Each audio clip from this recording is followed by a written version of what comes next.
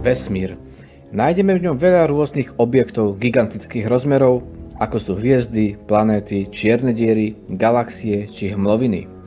My si dnes povieme niečo o pulzaroch. Pulzary sú rotujúce neutrónové hviezdy, lepšie povedané ich podskupinou, ktoré môžeme pozorovať ako zdroje elektromagnetického žiarenia. Neutrónové hviezdy patria medzi záverečné vývojové štádia hviezd, hmotnejších ako Slnko.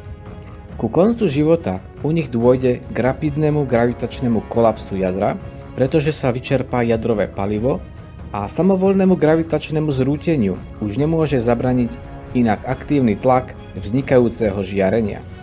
Niektoré neutrónové hviezdy majú silné magnetické polia, ktorých vnútorné procesy vyvolávajú rádiové vyžarovanie v úzkom kúželi v okolí magnetických pólov. Neutrónové hviezdy obvykle rýchlo rotujú. Aby zachovali uhlový moment materskej hviezdy, musia sa otočiť aj 1000-krát za sekundu. Pulzar vzniká, pokiaľ v dôsledku rotácie neutrónovej hviezdy s magnetickým polom prechádza kúžel rádiového žiarenia opakovane smerom k Zemi. V rádiovej oblasti spektra potom vzdialený zdroj bliká, pulzuje, práve s rotačnou periódou neutrónovej hviezdy.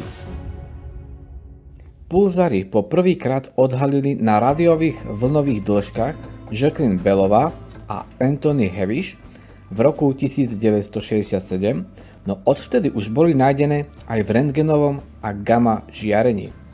Pretože boli pôvodne popletení neprirodzene pravidelným vyžarovaním pulzaru, nazvali svoj objav LGM-1, čiže Little Green Men, čo v preklade znamená malí zelení mužičkovia, a neskôr pulzar nazvali PSR 1919+21. Za túto prácu dostal Hewish v roku 1974 Nobelovú cenu. Slovo pulzar je zloženina z pulsating star, čo znamená pulzujúca hviezda, a prvýkrát sa objavilo v roku 1968.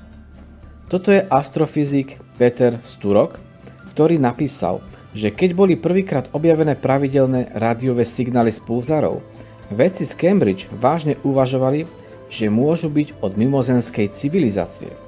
Prejednali túto možnosť a rozhodli sa, že ak je to pravda, tak to nesmú pustiť na verejnosť bez vedomia vyšších autorít. Dokonca sa zvažovalo, či nie je v najlepšom záujme ľudstva zničiť dôkazy a na všetko zabudnúť.